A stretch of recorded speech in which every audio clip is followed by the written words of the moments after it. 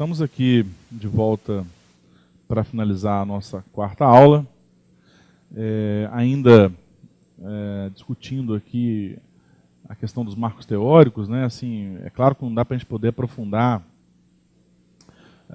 todos esses marcos teóricos, mas assim, dando uma geral, né? Fazendo um panorama aqui do que seria essas principais teorias aqui que são utilizadas hoje em dia por pesquisas no campo do direito, né?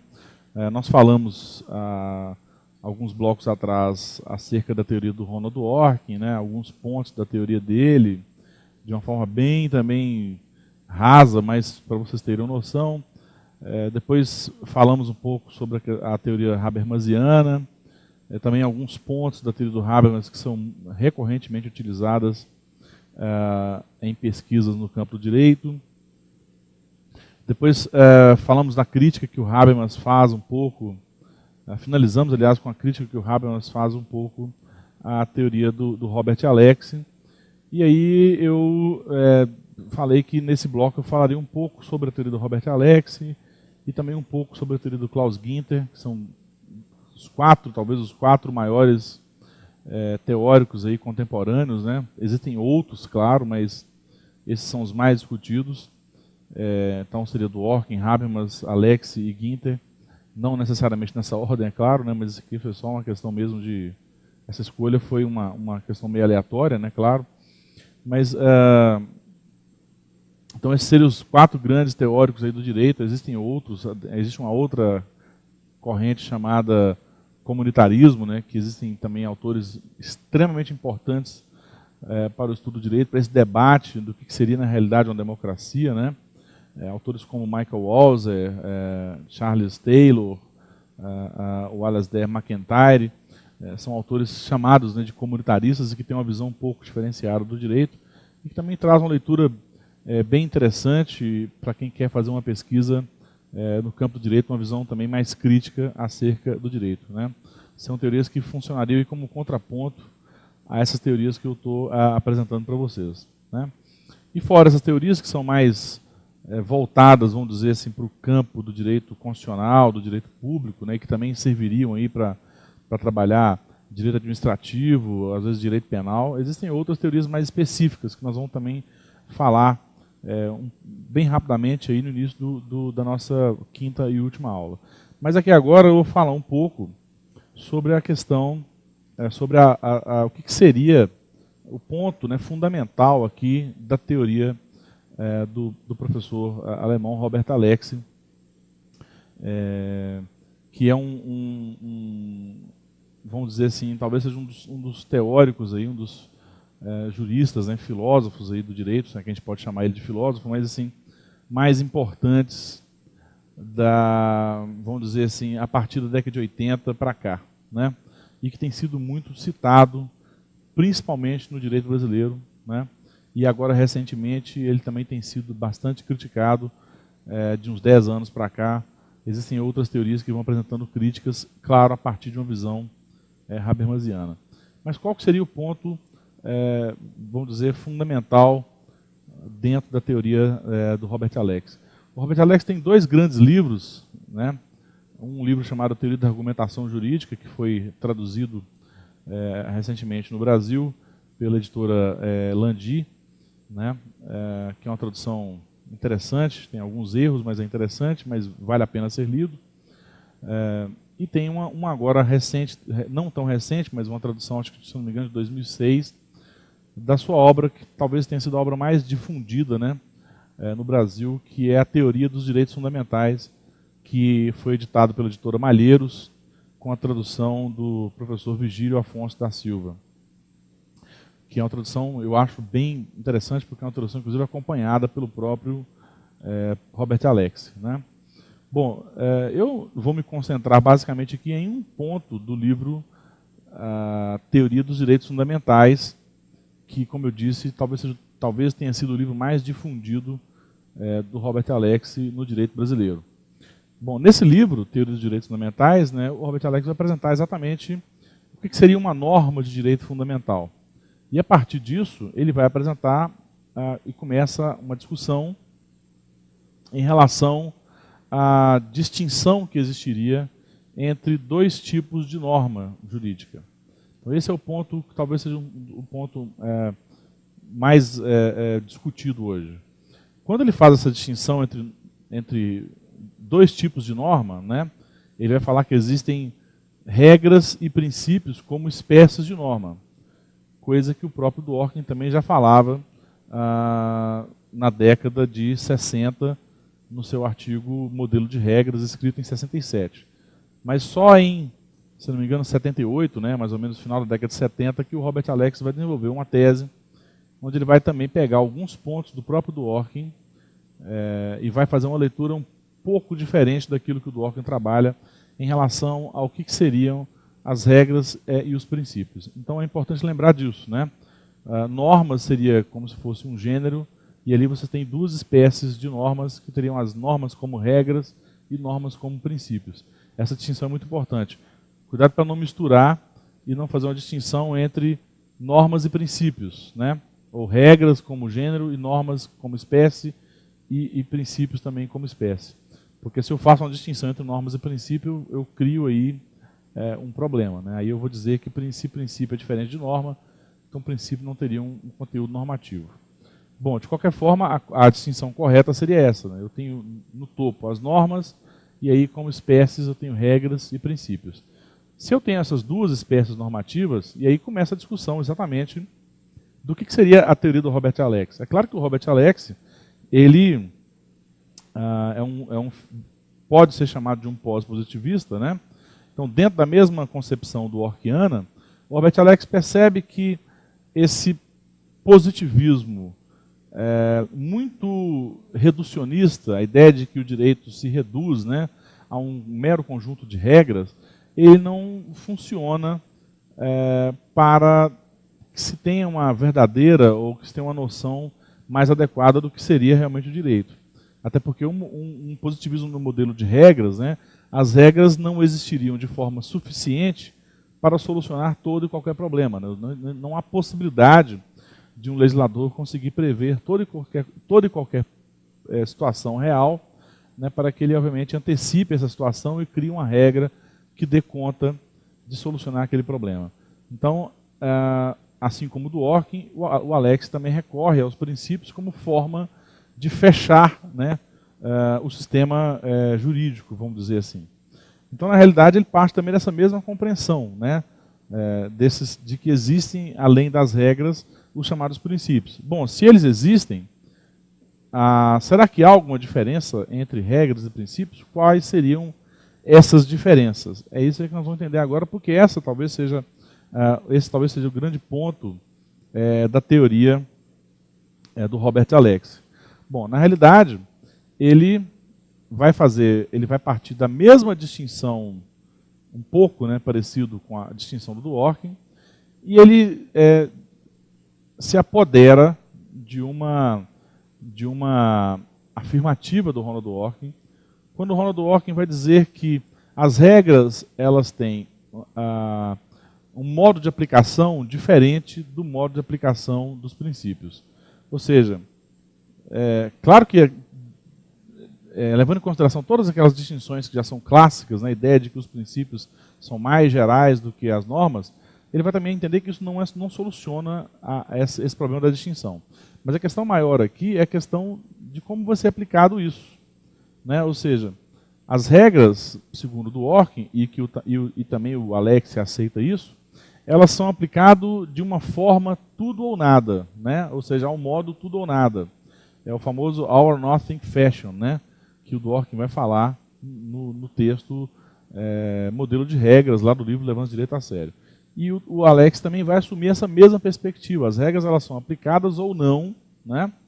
E aí, quando tem uma colisão de regras, a solução é bem mais simples do que quando existe uma solução de princípios, né? Uma colisão de regras eu poderia usar, inclusive, aquelas técnicas que já são bem conhecidas, né, como os critérios de hierarquia, critérios de especialidade, ou da especificidade, critério cronológico e assim por diante. Agora, no caso dos princípios, eu tenho um problema, né? Como é que funciona a lógica de aplicação do princípio? O Dworkin, lá atrás, ele fala que os princípios eles têm uma dimensão de peso. ou uma dimensão de importância. Bom, o Alex pega isso, essa dimensão de peso, né, e interpreta como se os princípios eles fossem na realidade, como eles têm essa dimensão de peso, como se eles fossem na realidade um mandado de otimização, ou mandamento de otimização, né? O que é um mandamento de otimização? Os princípios eles comandam que o aplicador ele faça uma espécie de um sopesamento dos princípios, né? E a partir desse sopesamento ele vai chegar à conclusão de que tal princípio atingiu o grau ótimo e outro princípio não atingiu. De que tal princípio é mais importante ou vale mais do que o outro a partir de uma técnica, de uma mera técnica de sopesamento, ou também aquilo que vocês já estão habituados, que é o chamado princípio da proporcionalidade. Então, dentro dessa técnica de proporcionalidade, eu vou alcançar o que seria o princípio mais importante ou o que mais vale, na realidade. Bom, algumas pessoas cometeram o erro de achar que o Dworkin disse a mesma coisa, né? De que o Dworkin disse que também os princípios devem ser ponderados. Na realidade, as duas teorias, na realidade, eu acredito, né, que, assim como outros também acreditam, que houve uma leitura equivocada do Robert Alex, talvez, né? E também há uma leitura equivocada das pessoas também que leram Alex e não compreenderam o que o Dworkin falou. O Dworkin jamais falaria isso. Bom, de qualquer forma, essa é uma visão interessante, porque ela serviu, vamos dizer assim, muito bem, né, para uma concepção, aliás, para uma tradição como a nossa, né, uma tradição brasileira. Então, a ideia de que os princípios eles podem ser sopesados, a ideia de que eu posso usar a técnica da proporcionalidade, né, de que eu posso solucionar um conflito de princípios, ou um suposto conflito de princípios, ou uma suposta colisão de princípios, a partir dessa ideia de que determinados princípios têm um maior peso do que o outro, e de que esse maior peso ele vai ser determinado por uma regra gradual, né, por um cálculo gradual, vamos dizer assim, isso serviu muito bem, vamos dizer assim, para uma jurisprudência brasileira, né? Ou seja, aqui como nós levamos sempre em consideração, sempre é complicado, mas de uma forma majoritária, de que existe uma supremacia do interesse público sobre o privado, de que forma que eu vou sopesar os princípios constitucionais? Bom, aquele princípio constitucional que, de certo modo, estiver mais de acordo com o interesse público, obviamente ele vai ter um maior peso, e o princípio constitucional que estiver mais de acordo com o interesse privado vai ter o menor peso. Essa seria mais ou menos uma forma aí de solucionar esse conflito. É claro que o Robert Alex ele é muito mais complexo que isso, né? Inclusive, ele oferece inclusive uma chamada fórmula peso de como que ele vai encontrar realmente aí qual seria o princípio que vai ter o maior peso em relação ou em detrimento do outro princípio. Mas esse ponto, né, ele é básico, ele é fundamental dentro da teoria do Robert Alex. E, obviamente, quem trabalha discussões onde supostamente existe uma colisão de princípios e ainda entende que a teoria do Robert Alex oferece uma solução adequada, algo que eu não concordo, eu acho que a teoria do Robert Alex não seria uma teoria adequada a uma democracia como a que nós pretendemos instaurar, né, ou pretendemos vivenciar, já que existem, vamos dizer, já que nós estamos numa sociedade hipercomplexa, onde existem valores os mais diferenciados possíveis, né? Ou seja, como que eu posso dizer que existe um valor mais importante do que o outro diante de uma sociedade onde os valores são infinitos, né? E são os mais variados possíveis e eles têm que ter, obviamente, o mesmo peso. Não dá para poder dizer que um valor vale mais do que o outro. Né? Essa ideia de que um valor vale mais do que o outro, eu até posso afirmar numa perspectiva individual. Né? A partir da minha ótica, eu posso entender qual é o valor que vale mais do que o outro. Agora, levar em consideração em uma sociedade democrática que determinados valores valem mais do que outros, isso é um risco, inclusive, para a própria democracia, algo que o próprio Habermas já criticou. Então, o Alex é um autor interessante assim, para trabalhar esse tipo de discussão. Né? Ou seja, para encontrar aí uma solução, vamos dizer, talvez mais rápida, né, para o processo, um desfecho mais, como é que eu vou dizer, mais efetivo para o processo, mas eu não sei se esse desfecho vai ser um desfecho mais adequado né, mais aceito, mais justo, algo nesse sentido. Então a lei do Robert Alex tem que ser utilizada, tem que ser vista com um pouco de cuidado. Talvez para quem queira defender ainda um Estado social, né, talvez o Alex seja um autor muito importante, né, porque como ele defende essa ideia de que existem princípios que valem mais do que o outro, né, e esse valor é determinado exatamente pela sua coincidência com o interesse público, isso então pode ser interessante. Bom, esse talvez seja o ponto mais importante aí dentro da visão alexiana, lembrando também que o Alex, ele também vai, de certo modo, entender que o direito tem como fundamento a moral, né, bem distinto também de um Habermas, por exemplo. Bom, logo em seguida, né, existe um outro autor, assim, talvez menos discutido um pouco, mas que tem ganhado aí uma importância. Aliás, ele ganhou uma importância no início dos anos 2000 e agora está talvez menos discutido, mas é um autor que ainda merece muita discussão, que é o professor Klaus Ginter, né, que recentemente teve a sua obra traduzida no Brasil pela editora Landi, que o título saiu como Teoria da Argumentação Klaus Ginter. Bom, esse livro vocês encontram aí facilmente em qualquer livraria para adquirir, ou mesmo em bibliotecas, é um livro muito tranquilo. Bom, embora existem alguns problemas de tradução, é um livro que pode ser lido aí tranquilamente com alguns cuidados. Bom, qual que é a proposta também básica, na realidade, aqui do Klaus Ginter, né? O Klaus Ginter, ele apresenta... Bom, só para a gente entender um pouco, esses autores, né, Dworkin, Habermas, Dworkin, Alex e Klaus Ginter, são autores ótimos para trabalhar a decisão judicial, hermenêutica jurídica, né? Quem vai trabalhar com isso? Esses três autores são excelentes para trabalhar a ideia de imparcialidade, por exemplo, do juiz. Qual dos três autores oferece uma visão mais adequada de imparcialidade? Mas adequada ao quê, né? Mas adequada à democracia, mas adequada a essa sociedade complexa, por exemplo, levando em consideração esse pano de fundo, né? Então, qual dos três autores são mais adequados a isso? Mas os três, inclusive o próprio Habermas também, são autores que oferecem teorias extremamente importantes para enfrentar a forma como os nossos juízes têm interpretado o direito e oferecer uma leitura um pouco mais adequada, ou a forma como o Estado, né, tem compreendido o direito e também oferecer uma compreensão mais adequada. Bom, assim como Dworkin, Alex, o Ginter também vem oferecer uma teoria da imparcialidade, né, uma teoria do que ele vai chamar de coerência normativa, uma teoria que pretende também oferecer aí um instrumental para que as decisões, né, que a forma de entender o direito seja uma forma mais aceitável, né? A grande preocupação com a questão da aceitabilidade racional. Bom, o Klaus Ginter, obviamente influenciado também pelo Ronald Dworkin, né, ele vai se preocupar com o conceito de coerência jurídica. E aqui, resumidamente, ele apresenta uma distinção entre dois momentos que, segundo ele, são importantes.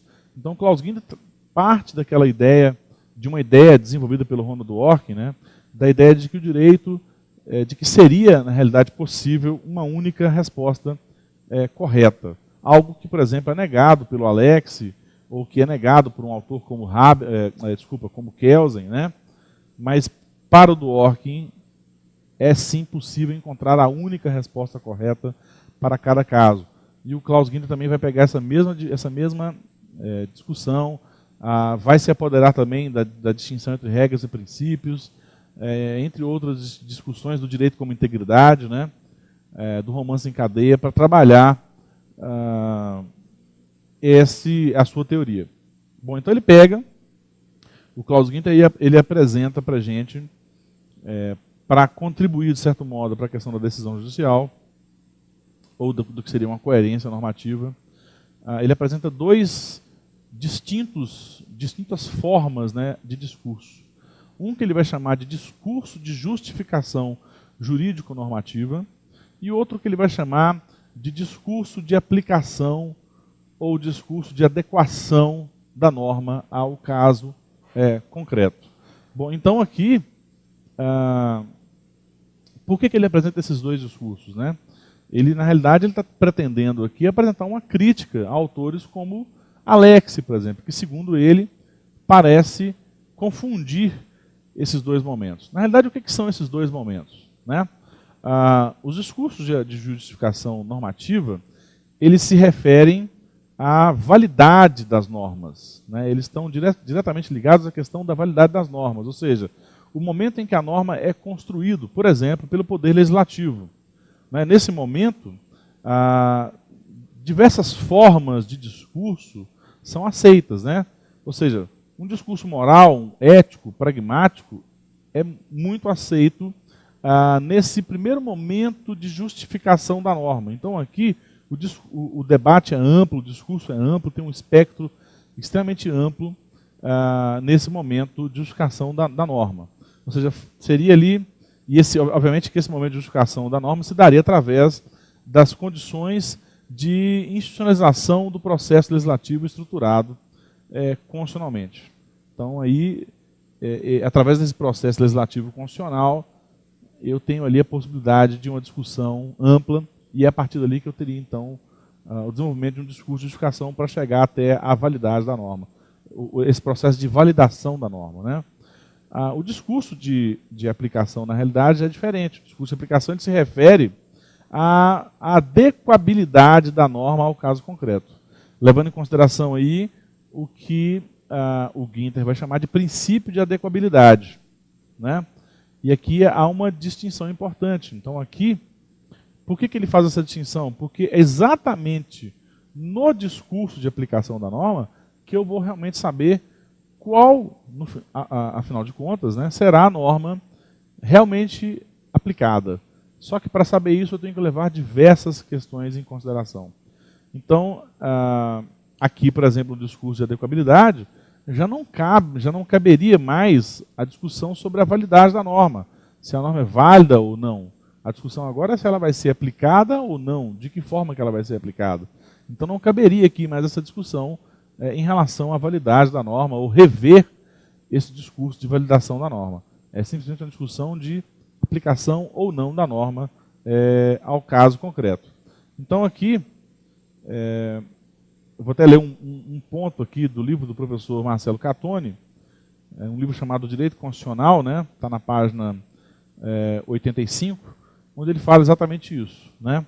Bom, os discursos de justificação jurídico-normativa se referem à validade das normas e se desenvolvem com o aporte de razões e formas de argumentação de um amplo espectro, morais, éticas e pragmáticas, através das condições de institucionalização de um processo legislativo estruturado constitucionalmente, à luz do princípio democrático assim caracterizado. Somente podem pretender validade legítima as leis jurídicas capazes de encontrar o assentimento de todos os parceiros do direito num processo jurídico de normalização discursiva. O princípio da democracia explica, noutros termos, o sentido performativo da prática de autodeterminação de membros do direito que se reconhecem mutuamente como membros iguais e livres de uma associação estabelecida livremente. Já os discursos de aplicação se referem à adequabilidade de normas válidas a um caso concreto, nos termos do princípio da adequabilidade, sempre supondo um pano de fundo de visões paradigmáticas seletivas. O critério formal de adequabilidade só pode ser a coerência da norma com todas as outras e com as variantes semânticas aplicáveis na situação. Klaus Guinter, retomando as análises psicossociais de Lawrence Kohlberg acerca do desenvolvimento da consciência moral, a partir da perspectiva da relação entre igualdade e equidade, formula um modelo prático moral de 3 níveis de distinção de aplicação. Segundo este, no primeiro nível, a justificação e a aplicação não podem ser distinguidas, pois a validade de uma norma acarretaria a sua adequabilidade, já que ambas são estabelecidas de modo dependente da situação e do contexto. Igualdade e equidade aqui são também indistintas, no sentido de que igualdade é mecânica, não tolera exceções. No segundo nível, o contexto específico entre ego e alter pode ser visto de uma perspectiva de embora específico, sistema social. Igualdade e equidade são separadas no sentido de que circunstâncias excepcionais são admitidas, mas somente no quadro de uma dada ordem normativa. Mas é somente no terceiro nível que a validade de uma norma passa a ser determinada no universo do discurso, de modo independente da situação, o que leva a uma clara separação entre justificação universal das normas e aplicação normativa sensível ao contexto. Igualdade e equidade, novamente, se tornam indistintas, mas no sentido de que cada caso individual é único e irrepetível.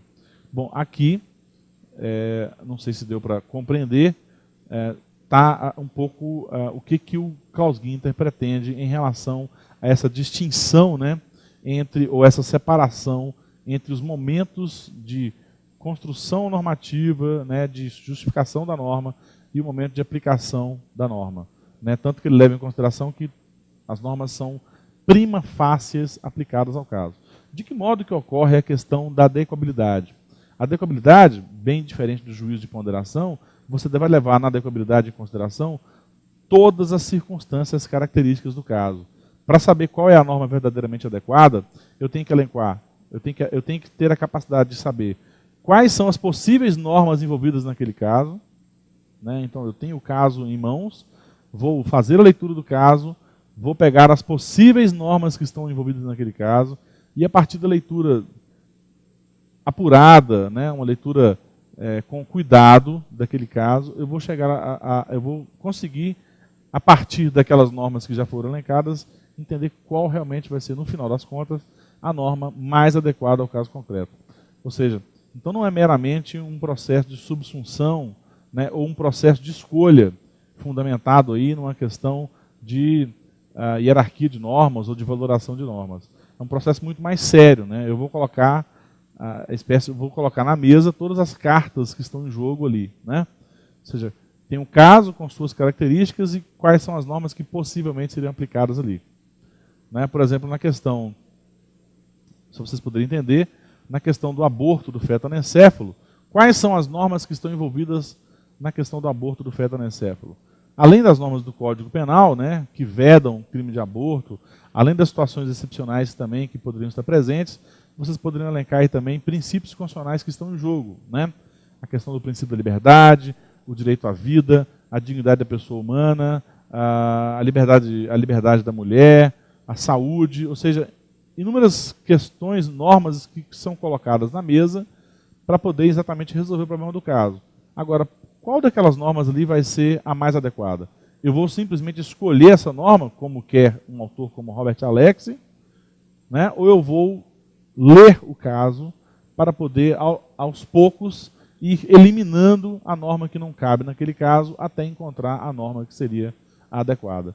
Então, o discurso de adequabilidade, para alguns, vamos dizer, alguns teóricos, né, seria muito mais adequado, muito mais interessante, ou realizaria muito melhor a pretensão de imparcialidade judicial do que, por exemplo, o juízo de ponderação proposto por Alexy. No juízo de ponderação, acaba que os valores morais, as concepções morais, as concepções pessoais do juiz vão determinar no sopesamento do princípio.